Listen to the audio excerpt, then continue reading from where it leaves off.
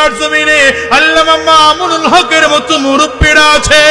এ বাংলার জমিনে আল্লামা বাংলার জিন্দা শাহজালাল আল্লামা মুফতি সৈয়দ ফয়জুল করিম শেখ চরমনায়ের মতো মুজাহিদরা আছে। এ বাংলার জমিনের মুসলমানদের নেতৃত্ব দেওয়ার জন্য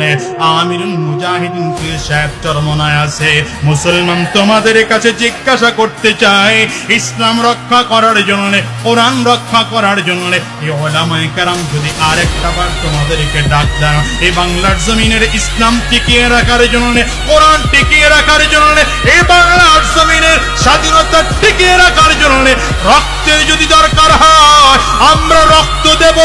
জীবন দেওয়ার যদি দরকার হয় কারা কারা জীবন দিতেও তৈয়ার, দাঁড়িয়ে দেখা,